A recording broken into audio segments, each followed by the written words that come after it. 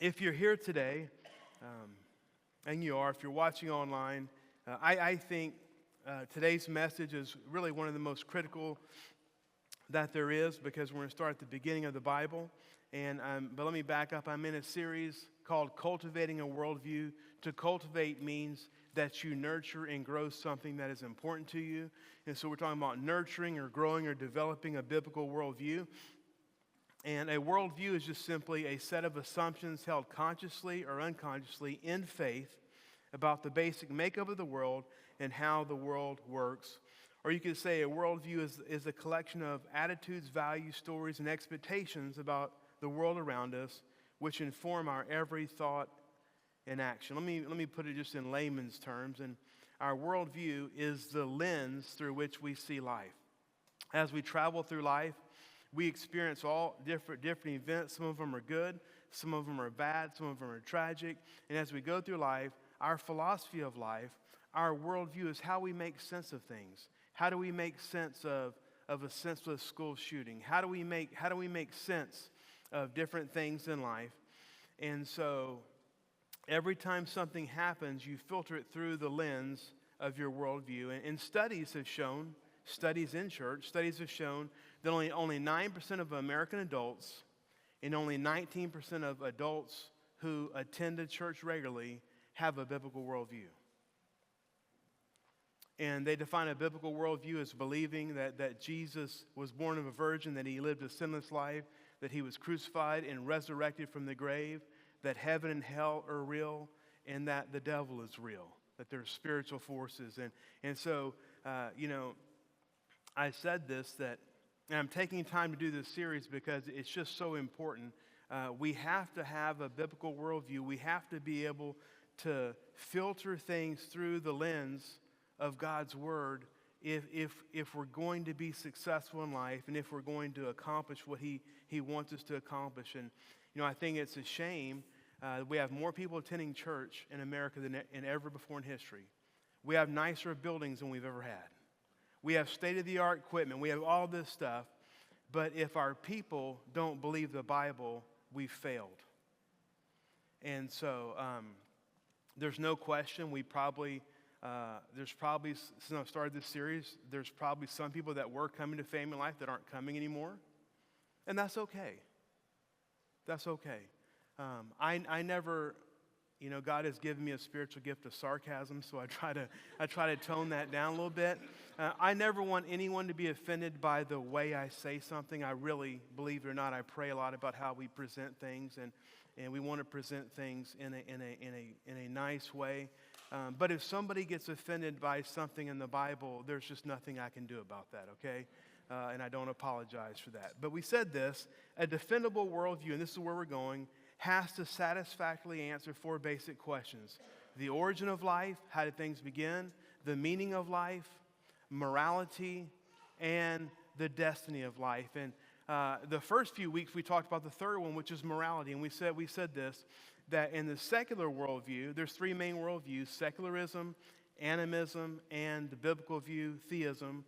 And what we said is, in the secular worldview, morals are set by the consensus of society. And so it's on a sliding scale. And we know there's things that used to not be acceptable in life. Some of them are acceptable now. But the biblical worldview of morality is the Bible gives us moral absolutes, things that are always right and always wrong. Morals are just a set of behaviors of what is right and what is wrong, what is good and what is evil. And so we talked about that pretty exhaustively, and you can go back and watch that. So today, I have about 40 minutes to talk to you about the origin of our world. Just a small task. And realize, before I talk about this, the things that I mention, each thing that I mention can require years of study. There's books written on all these things, so people ask me, how long does it take you to prepare a message? And normally it's 8 to 10 hours because I've been doing it a long time. This week I spent about 35 hours. And the point is this: how can I condense this so that you can take it and it's understandable, it's relatable. And the goal is this, is today in 40 minutes, I can't do an exhaustive message, but I'm going to lay out a lot of information. And your job as a scholarly Christian is to follow up and continue doing reading and research and things like that. So the very first question that has to be answered for defendable worldview is the origin of life. How did we get here? How did our world come into existence? And the different worldviews explain the creation of our world very differently. And it's very important. Your belief about how the world began directs your whole life. And so there's a big problem in Genesis 1:1. It says, in the beginning, God created the heavens and the earth. And if you can't believe that, or if you don't believe that, it's hard to believe the rest of the Bible. So it starts off with a real doozy right there. So let me, and I really tried to make it to where it's not cold and so, I don't know what the right word is, but anyway, so let's talk about this. We're going to talk about how secularism says the world started, how animism said the world started, and how the Bible says the world started. And we're going to spend 80% of our time on biblical. So the origin of life, according to the worldview of secularism, is this, that the universe was born 13.82 billion years ago. Matter, energy, space, and time erupted into being in a fireball called the Big Bang. It expanded, and from the cooling debris, there congealed galaxies, islands of stars, in which our Milky Way is one of about 2 trillion. So secularists claim that humans exist because of an evolutionary process which happened over billions of years. So life on Earth has evolved through natural selection, genetic variation, and environmental pressures. So over the course of billions of years, things slowly moved from chaos to order, from single-cell organisms to the complex beings we have today. So secularists, they leave God out of the origin of life. Everything is about the cosmos, the universe, matter, energy, time, and chance. And so Charles Darwin is the main one that really kicked this off in the mid-1800s. And he went to the Galapagos Islands for 5 weeks, and he looked at all the different islands, and he's like, wow, the animals on each island, they look different. They had different colors. And so he produced his work called On the Origin of the Species, talking about, really he was talking about microevolution, but from there sprang the whole realm of evolution. So now let me say this. The word evolution shouldn't scare us. There are 2 basic forms of evolution. There's microevolution. Microevolution just says that small changes happen in a population of species over time. Okay? Nothing wrong with that happens. In our lifetime, we've seen animals go extinct. We've seen animals that to adapt to their environment, they change colors. That's microevolution. Macroevolution actually says that the taxonomy scale expands over time, and that actually species become different species. Are you with me? So things started from a single-cell organism, then all of a sudden we got animals coming out of the water, growing lungs, going from gills to lungs, and the complexities. So that's kind of that. So macroevolution is not a big deal. I believe in microevolution because because we've seen that as urbanization and things change, as things grow, animals lose space, animals have to adapt.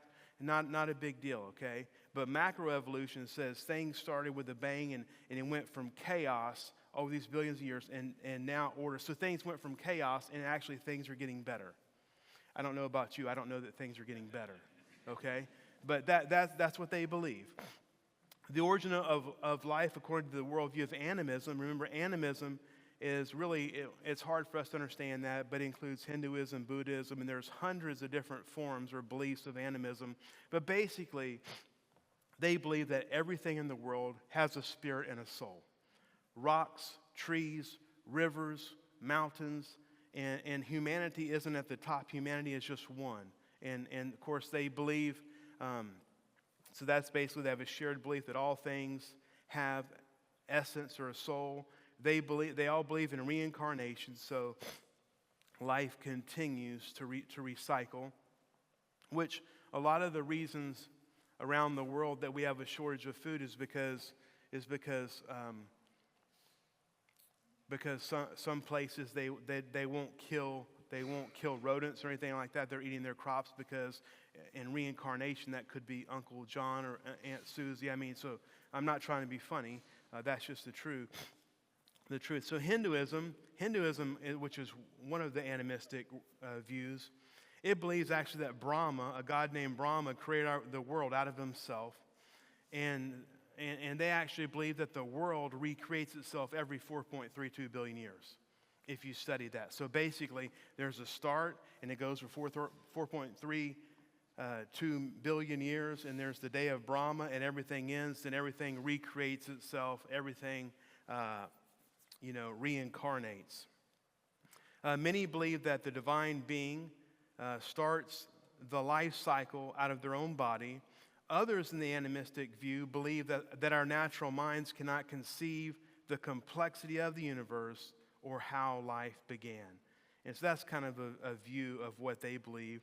The third one, the origin of life according to the biblical worldview, or it's also known as theism, says this, that the biblical worldview believes that God created our world in 6 24-hour days, and he rested on the seventh. We read the account of creation in Genesis 1 and 2, and we understand it to be a literal, exhaustive account of creation.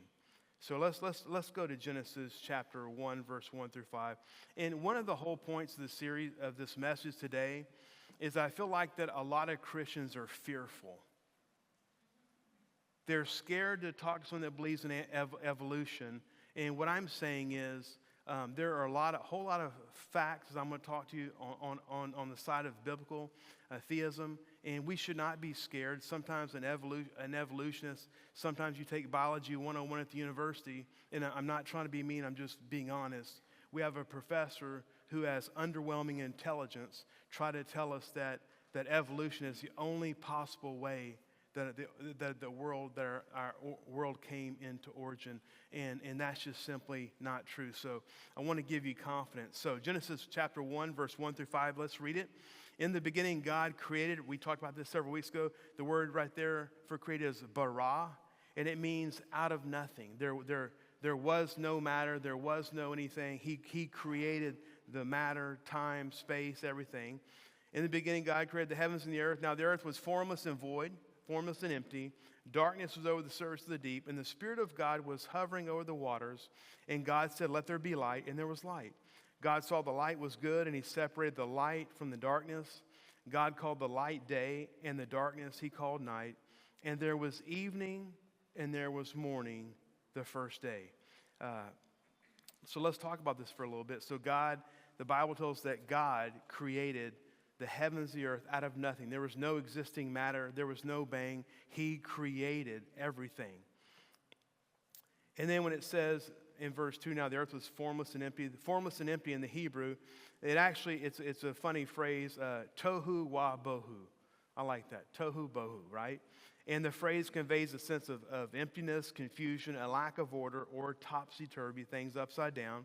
So what Genesis tells us is this, in Genesis 1:1, that God created, in the beginning, God created the heavens and the earth, that God created the framework for everything. Then Genesis 1:2, and the reason I'm saying this is because Hebrew scholars verify this. Genesis 1:2 is a continual present tense. It's a continuation of Genesis 1:1. So the Bible says God created the heavens and the earth. He didn't leave it right there. It was formless and void, but the Spirit of God was hovering over the earth, and then the days of creation began, days 1 through 6. So I'm going to introduce some terms to you under creationism. There are several terms, and now let me say this before I say that. You know, when it comes to eschatology, which is a study of the end times, there's a bunch of different views. I don't get dogmatic on any of them because all of them have holes. I've studied all of them. I don't care I can shoot holes in yours. But we know this, we know Jesus is coming back.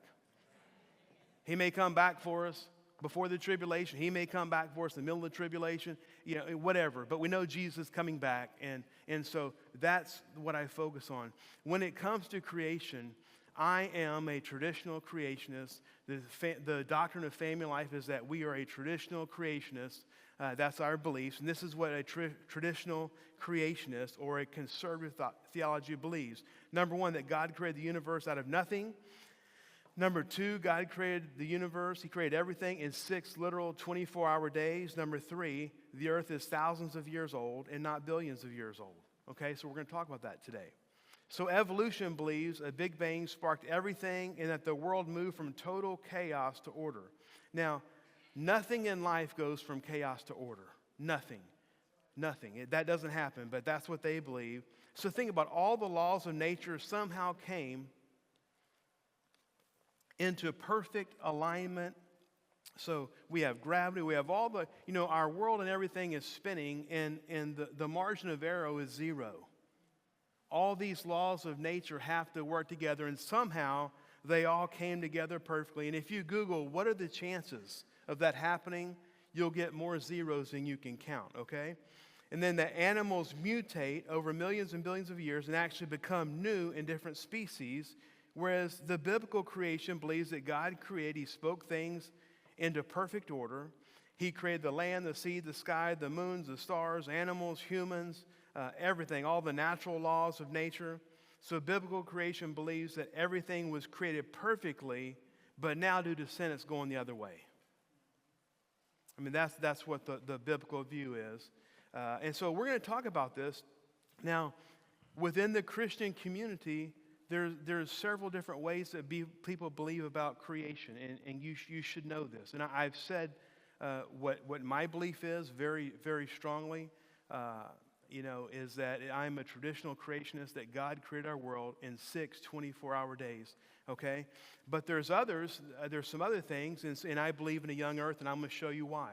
There's actually a bunch of books written on the young earth and how the young earth, the belief that the earth is thousands of years old instead of billions of years old, why it's scientific. I mean, all that's out there. I know they don't teach that in many places, but it's all out there. And so within the Christian community, there's two views.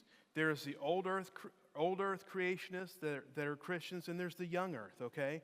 And so we're going to talk about how can somebody believe in creation, but they believe the earth is billions of years old? We're going to talk about that.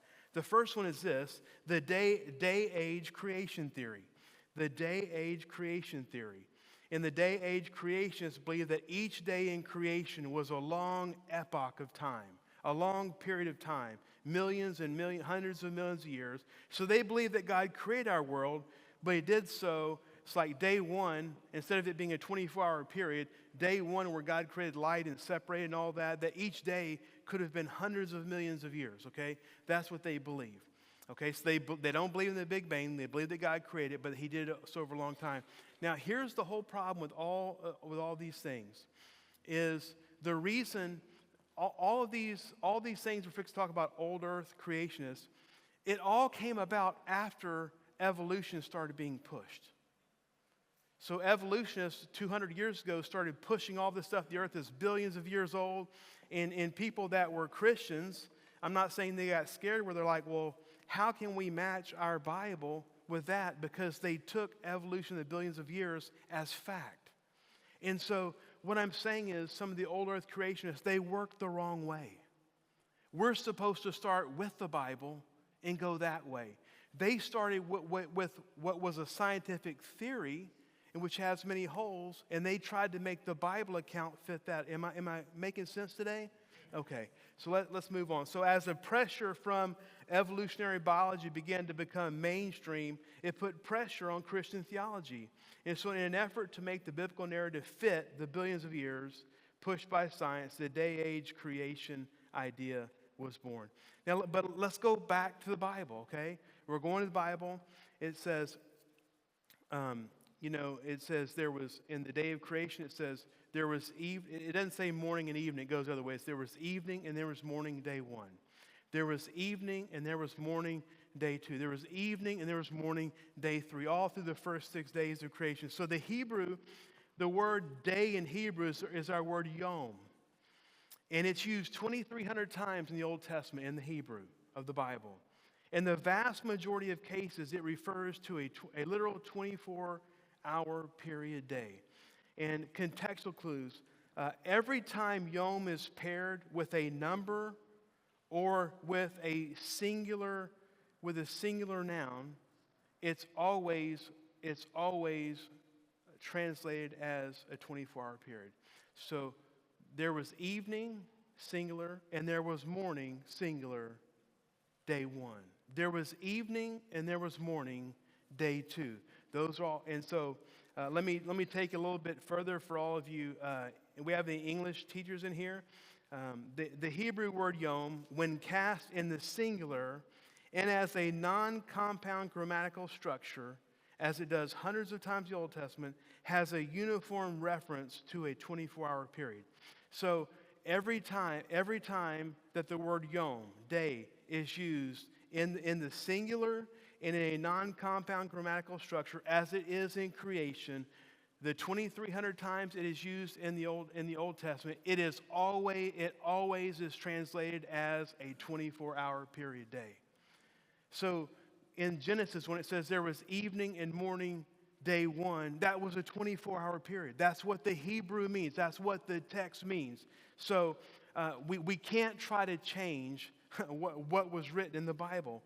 Furthermore, something else besides that, Exodus 20 in verse 11 says this: "For in 6 days the Lord made the heavens and the earth, the sea, and all that is in them, but he rested on the seventh day. Therefore the Lord blessed the Sabbath day and made it holy."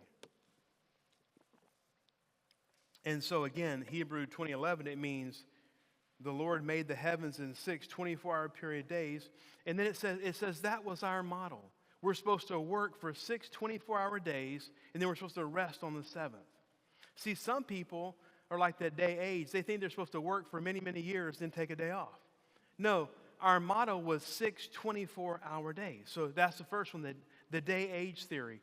To try to make the Bible fit with what secular evolutionists said, they came up with this: each day was millions and millions of years. Number two is the gap theory. So again, they're trying to make the Bible fit evolutionary timetables. In Genesis, there's two gap theories actually. In Genesis chapter 1, verse 1 through 2, it says this: in the beginning God created the heavens and the earth. Now the earth was formless and empty. Darkness over the surface of the deep, and the Spirit of God was hovering over the water. So gap theory number one says this: that there was a pause between Genesis 1:1 and Genesis 1:2. That God created the framework of the universe, but left it in a chaotic state millions and billions of years. So they're like, hey, it's very easy to make the Bible fit the evolutionary time scale. We'll just you can just say that there's hundreds of millions or billions of years between Genesis 1:1 and Genesis 1:2. And how they did that is when they were looking at when they started looking at the text, when it says now the earth was formless and empty, that word was, it can in some contexts mean became. It became. And so we'll look at that. The second gap theory is this. So the first gap theory, there's just a gap between Genesis 1:1 and 1:2. Gap theory number two says that the world was destroyed. The world was destroyed when God kicked Satan out of heaven. You know, Revelation 12, Isaiah 14, Ezekiel 28 talk about how Lucifer, Satan, rebelled against God. He was kicked out of heaven. And when God kicked him out of heaven, he fell to the earth, that there was a cataclysmic destruction of the world. And that's why in Genesis 1:2, when it says the earth was formless and void, and they say, well, that word was can mean became. So God created the world, and it went for millions and billions of years. And when God kicked Satan out of heaven, it destroyed the whole earth. In Genesis 1:2, the rest of Genesis 1 and 2 is God recreating our world.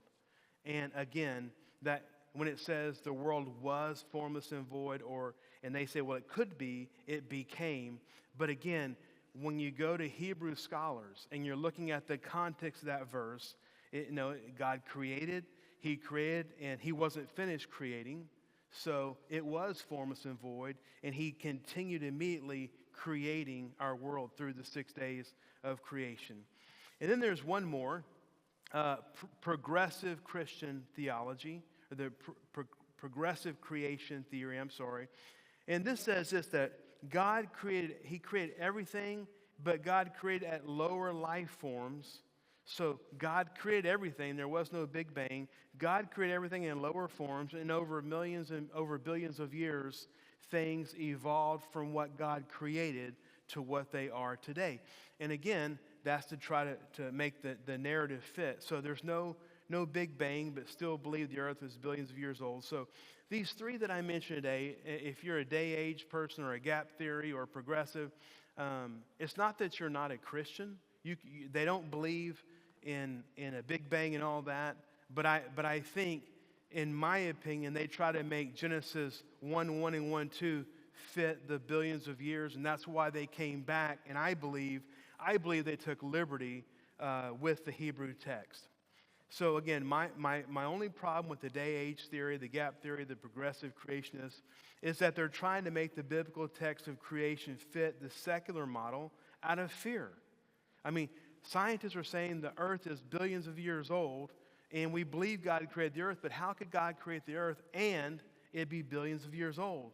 And so they work the wrong way with that. So again, your worldview is about faith, or what you believe to be true. So, what I want to say today is this, and our worldview is based on the faith that we've developed. So an evolutionist can't take me back and let me experience what he proposed as a Big Bang. I can't take him back to the 6 days of creation. So you look at everything, you study everything, and then you develop your faith, and you make the decision from that. So let's go about this, because I'm really fascinated by this. Is the concept of the earth being young, thousands of years old instead of billions of years old, is it unscientific? And I want to finish this morning by looking at provable scientific evidence for a young earth. If the earth is thousands of years old, it eradicates the possibility of evolution. Would you agree with me? If the earth is thousands of years old, and listen, I've talked to evolutionists. One of my dad's best friends was a doctor of biology, and he bet his whole life on that. And, they get up in arms, oh, you're ridiculous, or you're a moron, or you're dumb because you think, well, am I? Because you're believing that there was nothing, and somehow a Big Bang happened, and somehow from that, all the stars and everything, and from that, everything evolved. I mean, I don't know, it's not making me sound so crazy, you know what I'm saying? But let's go on. So I want to just look at some scientific evidence of a young earth. And let me start with this. You can write this down. This isn't on the screen. A guy by the name of James Ussher, he lived from 1581 to 1656. He was the Archbishop of Ireland, a very highly educated and very well-respected historian who devoted his whole life to defending the Christian faith, and he meticulously researched the secular accounts of history and found that the Bible correlated with them. He later wrote an unparalleled historical work. It's called The Annals of Time, and it goes from creation to AD 70, and it's 1,600 pages. Yeah, I was just sitting there reading it last night around, before. I'm kidding. I have read part of it, though, but it's a meticulous work. And he's a brilliant guy, and he literally dates the creation of the world to 404 BC, the day of creation to be October 23rd, 404 BC, and he takes the Hebrew genealogies of Genesis 5 and 6. So James Ussher, he dates the world to be around 6,000 years old.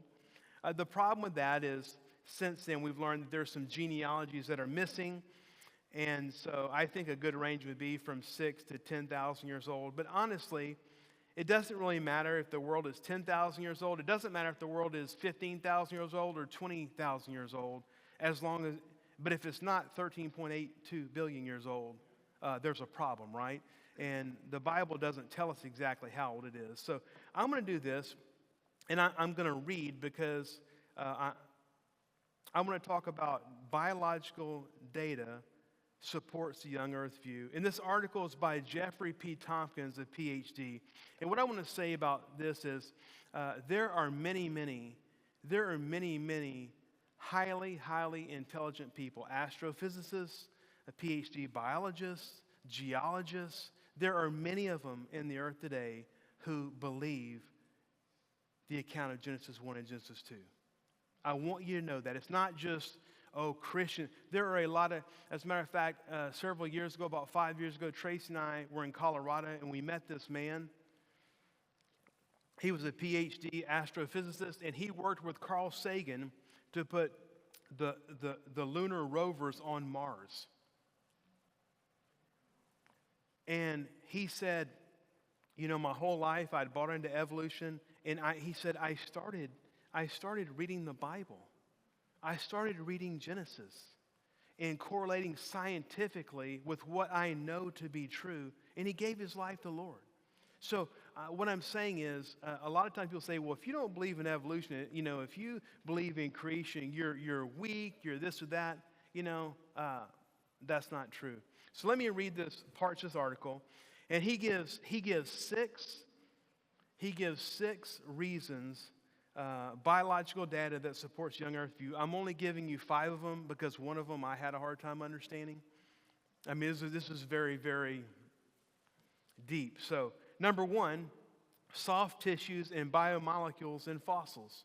So soft tissue and decay-sensitive biomolecules that are intact and not degraded should not exist in fossils that are supposedly millions of years old.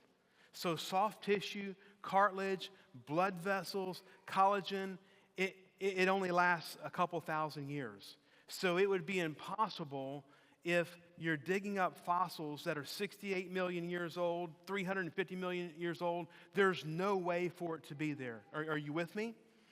Okay. So in 2005 in Montana,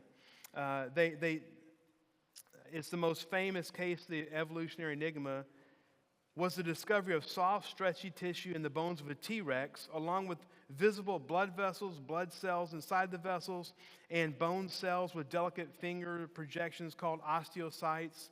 Collagen proteins were also found in the T-Rex.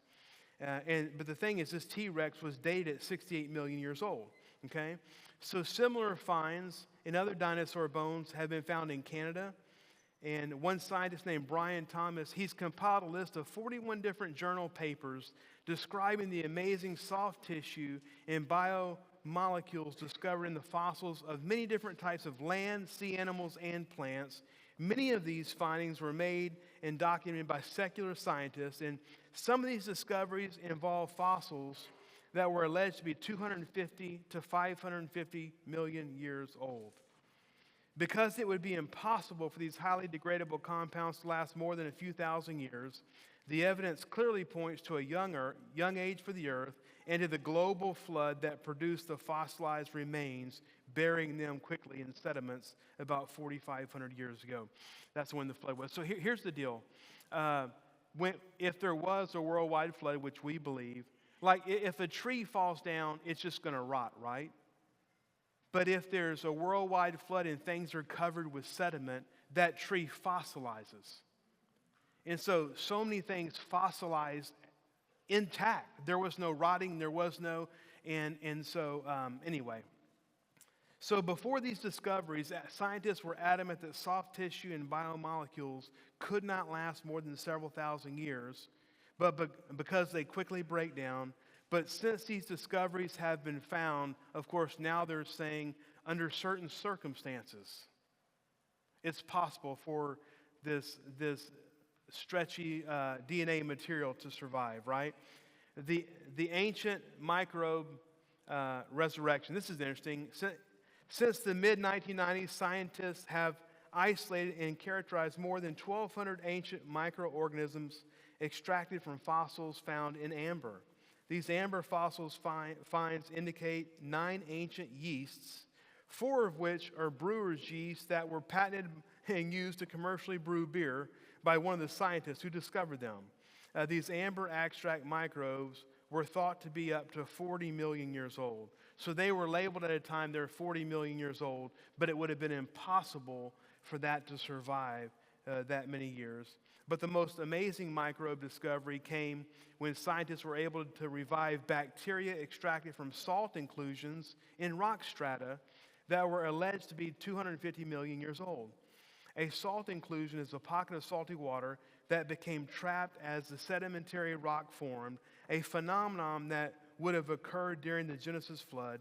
Based on an evolutionary perspective of rock strata, scientists dated the salt inclusion layers to be in the Triassic era. Needless to say, those ancient resurrected microbes, there's no way for them to be present at that age.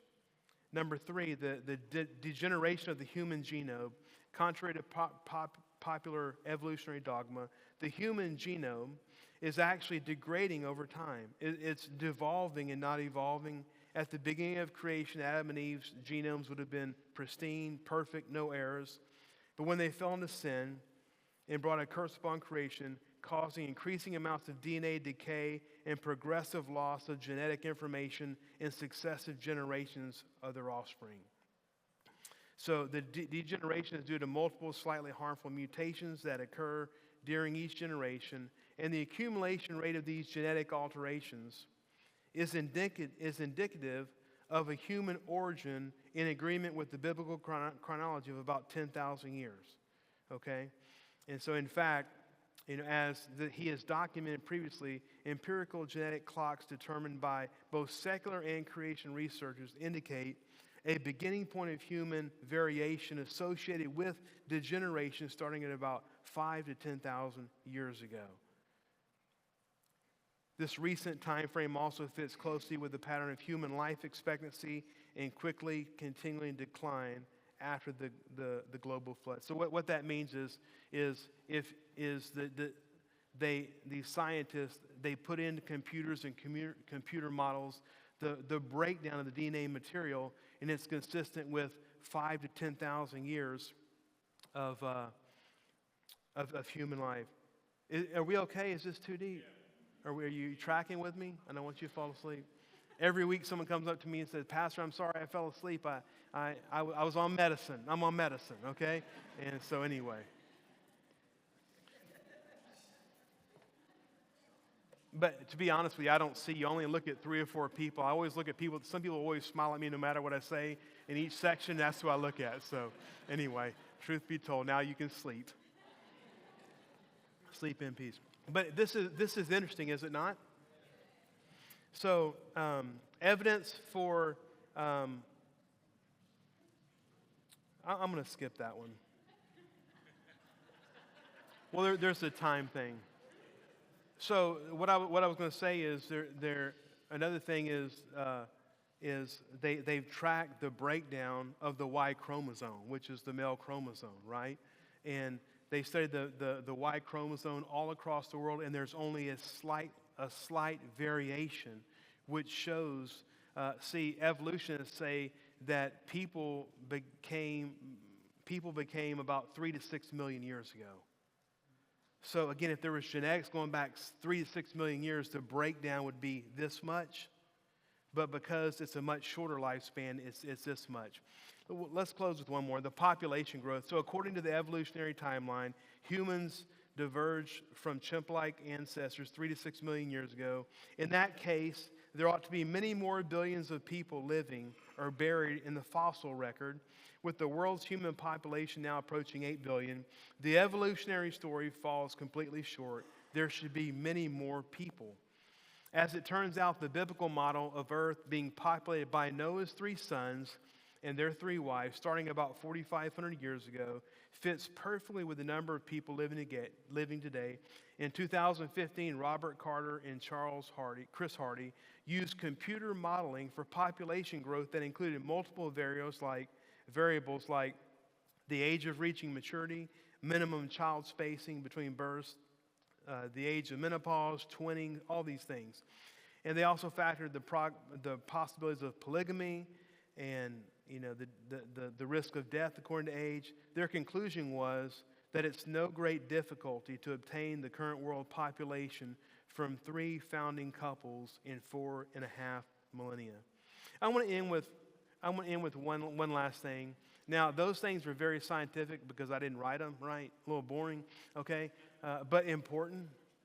Now, this is real simple because this is my deal right here, okay? So, one of the things that the young earth creationists, one thing they believe is that catastrophic events like a worldwide flood, tornadoes, hurricanes, volcanoes erupting, things like that can make the earth, through radioactive dating, appear older than it was. Let me read the account of Noah's flood in Genesis 7:11 and 12. It says this: In the 600th year of Noah's life, on the 7th day of the 2nd month, on that day all the springs of the great deep burst forth, and the floodgates of heaven were open, and rain fell on the earth 40 days and 40 nights.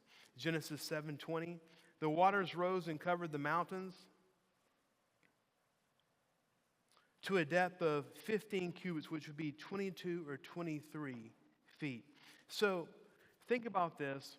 If you go to the Grand Canyon, which is a marvelous spectacle, I mean, it's massive. And scientists, evolutionary scientists would say that that took hundreds of millions of years to create.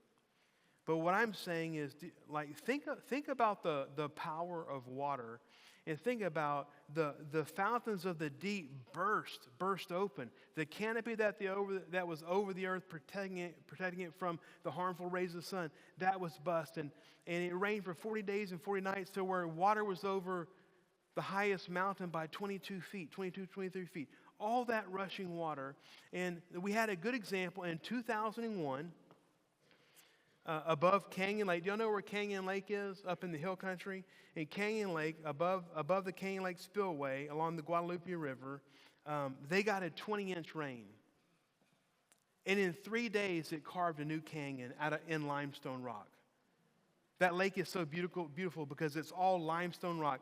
A whole new canyon was carved in 3 days from a 20-inch rain. So what I'm saying is the amount of water on the earth, the power of water, the rushing of water could have easily done that. One more thing. From 1980 to 1986, Mount St. Helens, the volcano, was erupting. It erupted for 6 years, and it actually formed a lava dome around it. And in 1992, so about 6 years after it stopped, they sent scientists up there to carbon date, to get a dating on that lava that they knew was no more than 10 years old. At the latest, it was 12 years older, and it could have only been 6 years old. And it produced readings of 350 years old, 350,000 years old to 2.8 million years old. So what I'm saying is, they use these dating methods to say there's billions of years old. What I'm saying is those are fallible. They're fallible because I've given you just two things that happened just in the last few years, and there's many more. So my point today really is simply this: we don't have to be fearful to believe that the best explanation for the origin of the earth comes from the biblical account of creation in Genesis 1 and Genesis 2 and all through Genesis chapter 2. So the biblical worldview believes, again, that an infinite God spoke our world into being roughly, 10, 15,000 years ago. And the reason that James Ussher came up with 6,000 years, because if you date the Bible from the beginning to the end, it's about 6,000 years. That's where he got that from. So would you stand with me today? The worship team would come. Are you doing okay? Are you encouraged, hopefully? And I apologize if part of the message was a little bit, drier a little bit, but I know a lot of people don't read today. And I want you to, I just wanted to highlight some things that we don't have to be fearful. We can trust the Bible. We can believe that God spoke our world into existence. And here's the thing. if you can believe that our God is powerful enough to speak our world into existence, anything else in the Bible is easy. Are you with me? I'm going to have the prayer team come up. Well, we're going to have a moment of worship, and, we talked earlier about having a prayer time, and if you're here this morning and need prayer, you desire prayer, you want somebody to just partner their faith with you,